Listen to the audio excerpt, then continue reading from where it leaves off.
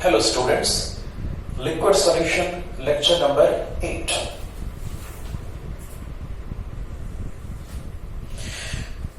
जैसा कि आपको याद होगा, पिछले लेक्चर में हमने बेसिकली न्यूमेरिकल्स और राउल्स लॉ डिस्कस करना स्टार्ट किया था और हमने कुछ क्वेश्चन टिक करे थे। तो आप CRQ अपने हाथ में रखेंगे और जैसे थोड़ा सा रिकॉल आप करें, क्वेश्चन नंबर 15 का डिस्कशन हमने कंप्लीट कर लिया था और जो क्वेश्चन हमने टिक किया था उसमें आप क्वेश्चन नंबर 18 को सॉल्व करने की बारी है। तो start with question number 18। C what about question number 18, इसको कैसे सॉल्व करेंगे देखते हैं।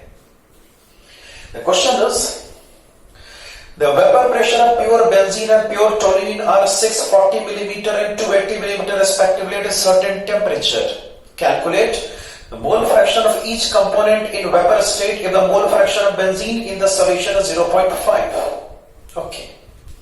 इस सवाल में बेंजीन टोलिन का एक सॉल्यूशन आपको दिया हुआ है जिसके प्योर प्रेशर बेंजीन का P0 गिवन है, टोलिन का P0 भी आपको दिया हुआ है। वेपर स्टेट में आपको दोनों कंपोनेंट का मोल फ्रैक्शन कैलकुलेट करने को कहा जा रहा है और सॉल्यूशन स्टेट में, सॉल्यूशन फेज में, लिक्विड फेज में बेंजीन का मोल फ्रैक्शन 0.5 गिवन है।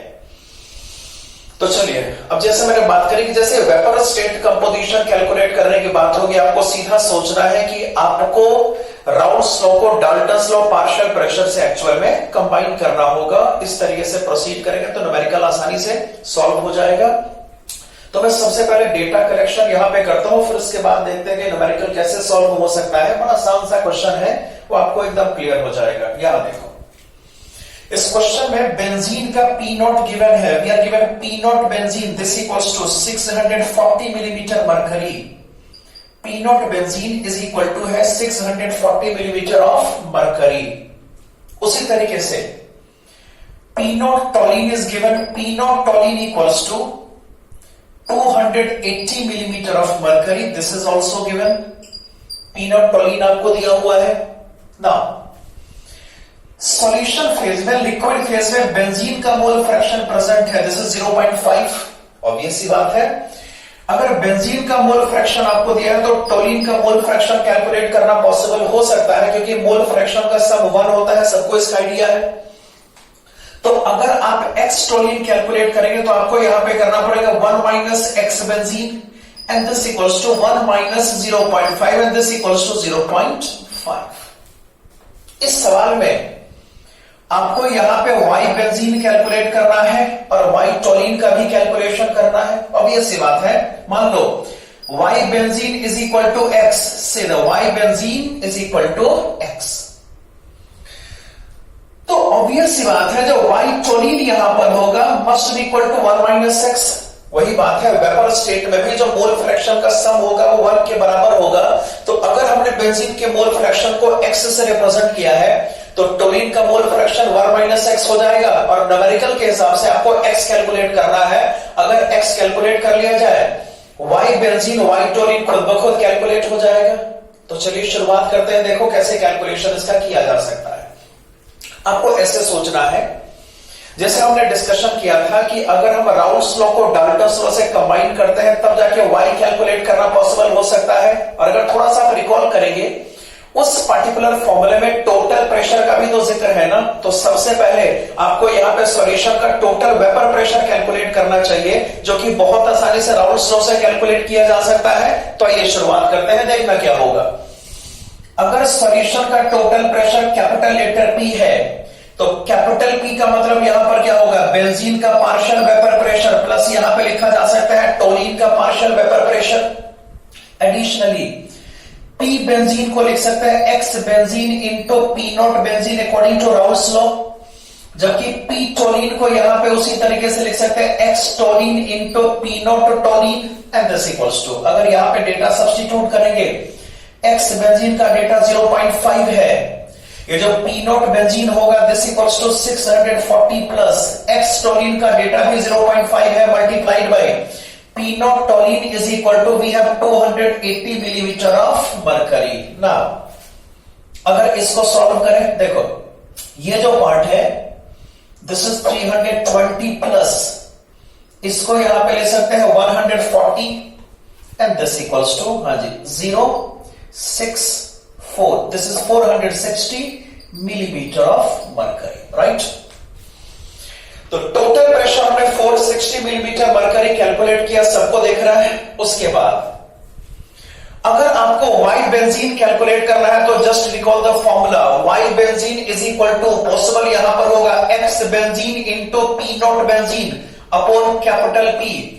इसका डिस्कशन हमने पिछली क्लास में किया था ना कि अगर आपको वाई कैलकुलेट करना है तो ये फॉर्मूला आपको अप्लाई करना होता है, और इसको डिराइव करने का तरीका हमने सीखा था कि हम यहां पे राउल्ट्स लॉ को डाल्टन्स लॉ से कंबाइन कर लेते हैं। तो चलिए, तो अगर वाई बी कैलकुलेट करेंगे, दिस इज इक्वल टू, सोचो क्या हो सकता है भाई, एक्स बेंजीन का रेट यहां पे 0.5 है, multiplied by we have P not benzene that is 640 upon total pressure यहां पे 460 एंड दिस इक्वल्स टू, अब इसको सॉल्व करने के बाद है, तो चलिए अब इसको सॉल्व करते हैं। न्यूमरेटर आपका यहां पर होगा 320 अपॉन यहां पे इसको लिखा जा सकता है 460। Now solve this,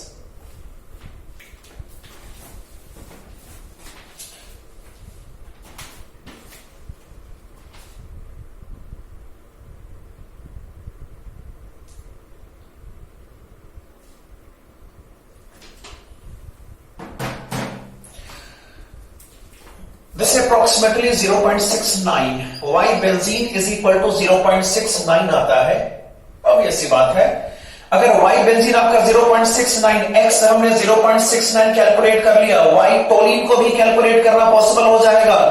y toluene is equal to 1 minus 0.69, answer equals to 0.31 and this is completed. तो ये क्वेश्चन नंबर 18 का सॉल्यूशन है, बहुत आसान सा क्वेश्चन था। जस्ट आपको यहां पे YB और YT कैलकुलेट करना था, और जैसे मैंने आपको बता दिया हुआ है, मैंने डिस्कशन इस बात का कर दिया हुआ है कि अगर वेपर स्टेट कंपोजिशन आपको कैलकुलेट करना है तो जस्ट आपको राउल्ट्स लॉ को डाल्टन्स लॉ से कंबाइन करना पड़ेगा। अगर आपको याद नहीं है तो थोड़ा सा पिछला लेक्चर आप रिकॉल करिए, आपको याद आ जाएगा। सो this is question number 18, this is completed. अब बात करते हैं नेक्स्ट न्यूमेरिकल की, दैट इज क्वेश्चन नंबर 19। चलो start with question number 19। 19th question IIT में पूछा गया सवाल है, ये आईआईटी का पूछा गया क्वेश्चन है। तो चलिए, ये अच्छा क्वेश्चन है, अब इसको कैसे डील करेंगे देखते हैं। चलो सबसे पहले क्वेश्चन को समझना है, सीधा question. Two liquids A and B form ideal solution at 300 Kelvin. Vapor pressure of a solution containing 1 mole of A and 3 moles of B is 500 millimeter of mercury.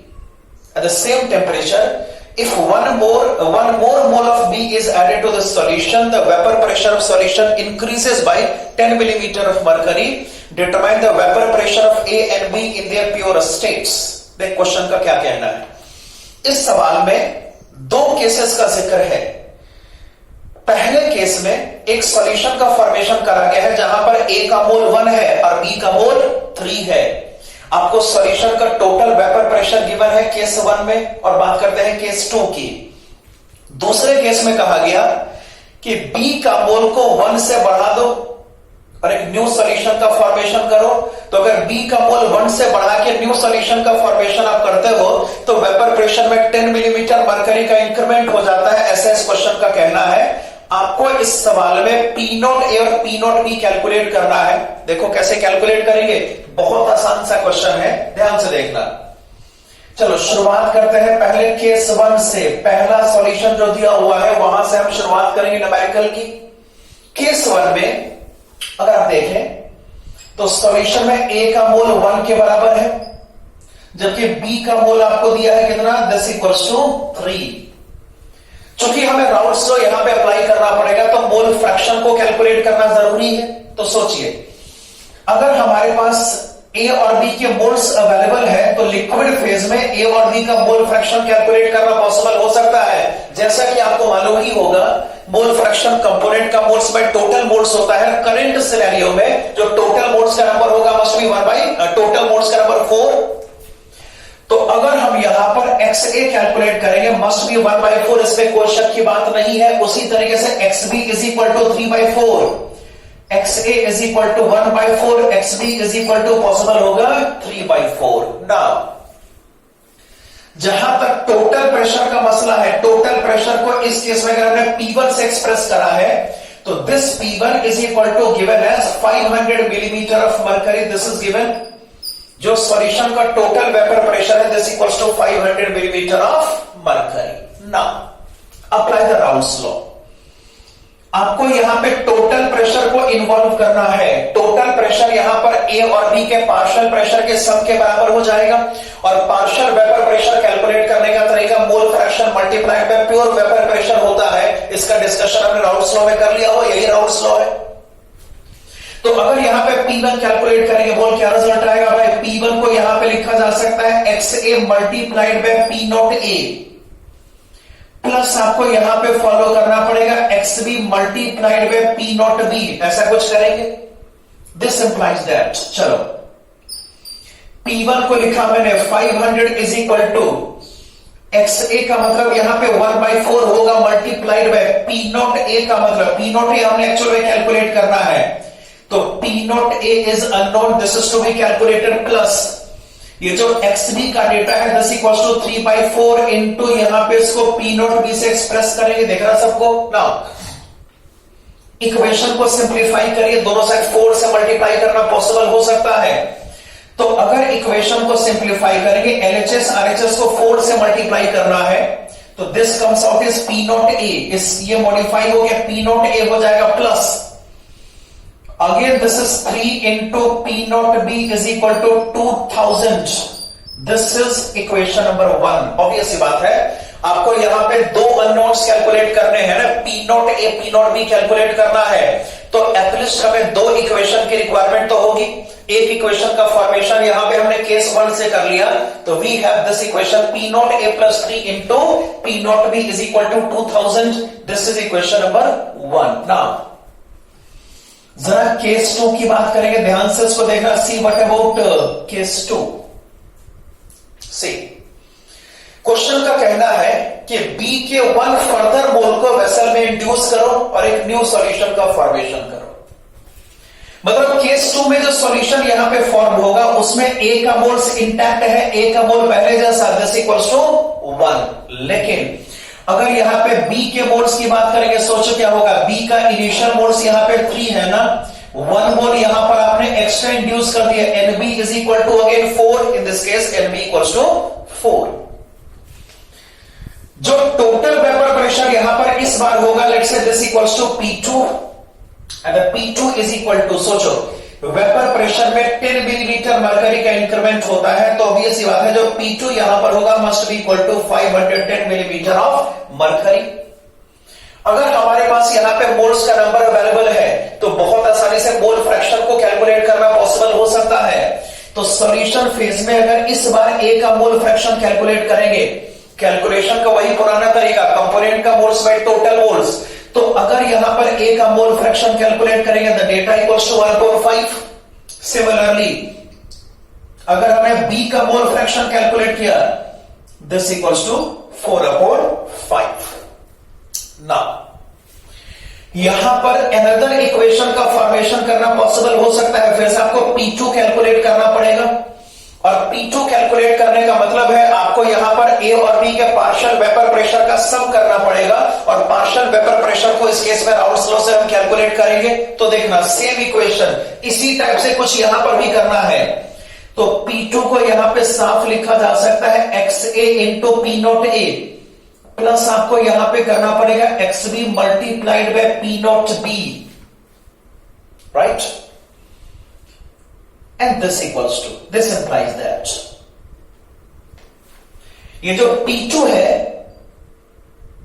this is 510 millimetre mercury and again इस case का जो X1 होगा this is 1/5 into P not A plus यहां पे XB के बदले करना पड़ेगा 4/5 इंटू P नॉट B। चलो इसको जल्दी कॉपी करो, उसके बाद इसको कंटिन्यू करते हैं।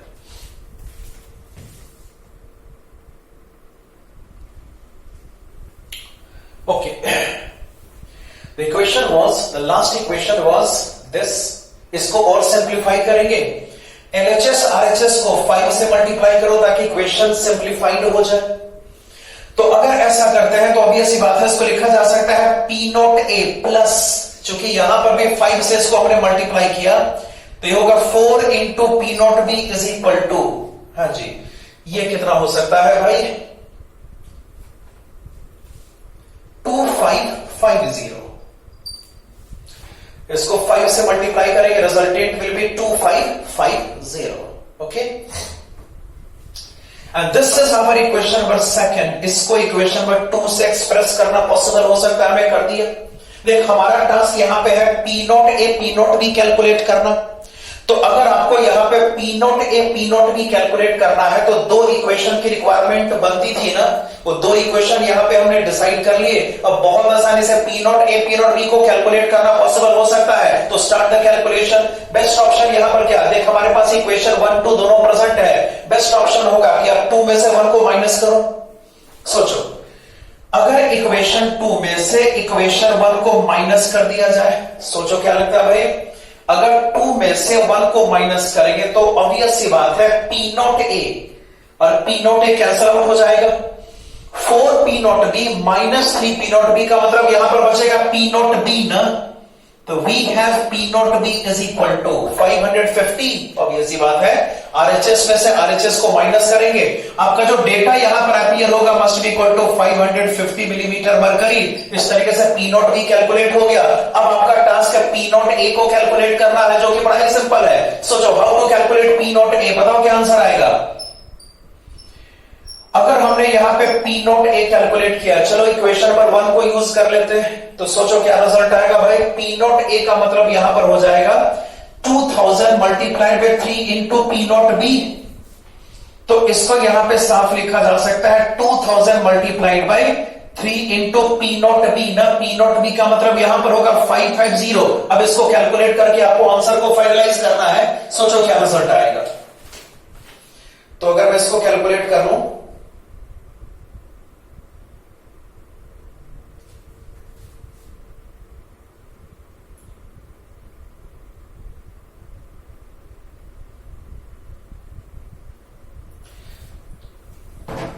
solving the answer equals to 350 millimetre mercury. इस क्वेश्चन का सॉल्यूशन हो गया।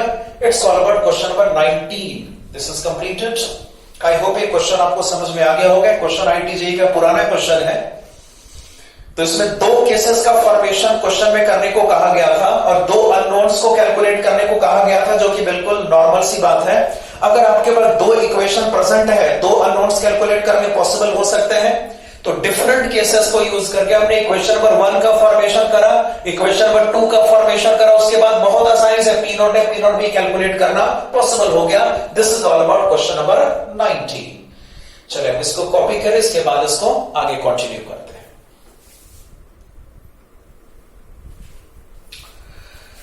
अगला सवाल, that is question number 21। Start with question number 21। देखो क्या हो सकता है, इसको कैसे सॉल्व करेंगे। पहले क्वेश्चन को समझते हैं। 2 liquids A and B have vapor pressure in the ratio of P naught A is to P naught B equals to 1:2 at certain temperature. In ideal solution of A and B, in the mole fraction ratio A is to B is equal to 2:1. What is the mole fraction of A in vapor in equilibrium with the solution at temperature capital T? देखो, आपको P naught A P naught B का ratio 1:2 दिया हुआ है। आपको solution में यानी XA:XB given है, जो कि 2:1 है। और आपका टास्क यहां पे वेपर स्टेट में ए का मोल फ्रैक्शन कैलकुलेट करने का है।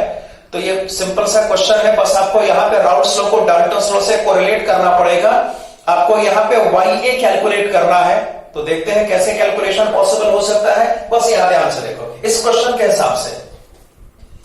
इस सवाल में आपको P naught A upon P naught B given है। This P naught A upon P naught B is equal to 1/2 ऐसा क्वेश्चन में दिया हुआ है। एडिशनली आपको सॉल्यूशन फेज में मोल फ्रैक्शन का रेशियो गिवन है, मतलब we are given XA upon XB this equals to 2:1 को सीधा 2 लिखा जा सकता है। पॉसिबल है सर ना। हमारा टास्क यहां पे YA कैलकुलेट करने का टास्क है, तो बेस्ट ऑप्शन होगा YA को यहां पर X मान लो। Let's say YA is equal to X। सोचो, अगर यहां पे ya x के बराबर होगा तो yb must be equal to 1 minus X. वही पुराना लॉजिक कि जो मोल फ्रैक्शन का सम होता है वो हमेशा 1 के बराबर होगा। वेपर फेज में a और b के मोल्स प्रेजेंट है, उसका मोल फ्रैक्शन का सम करेंगे, आंसर 1 आना चाहिए। तो अगर आपका ya x होगा तो yb must be equal to 1 minus X. Now जैसा डिस्कशन हमने किया था ना, अगर थोड़ा सा रिकॉल करेंगे आपको याद आएगा, YA is equal to possible क्या होगा, XA into P naught A upon capital P। Capital P यहां पे टोटल प्रेशर है। आई होप आपने इसको लर्न कर लिया होगा, ये आपको याद होगा। सिमिलरली आप यहां पे YB अगर कैलकुलेट करते हैं तो YB कैलकुलेट करने का तरीका होगा XB into P naught B upon capital letter P। This is equation number second. Best option यहां पर हो सकता है जस्ट डिवाइड 1 बाई 2। 1 को 2 से डिवाइड करना है। सोचो अगर 1 को 2 से डिवाइड करेंगे, बोल क्या लगता है, YA अपॉन YB। LHS आपका यहां पर होगा YA upon YB is equal to, अगर RHS की बात करें, P से P का कैंसिलेशन करना पॉसिबल है, तो जब ऐसा करना पॉसिबल है तो आपका RHS का फाइनल रिजल्ट होगा XA upon XB multiplied by P not A upon P not B। This is P naught A upon, we can say P naught B. Clear? But the values, इस YA को X से express करेंगे, YB का मतलब यहां पर क्या 1 minus X होगा। 1 minus X is equal to, what about XA upon XB? We have the data 2 into P naught A upon P naught B का मतलब कितना 1 by 2।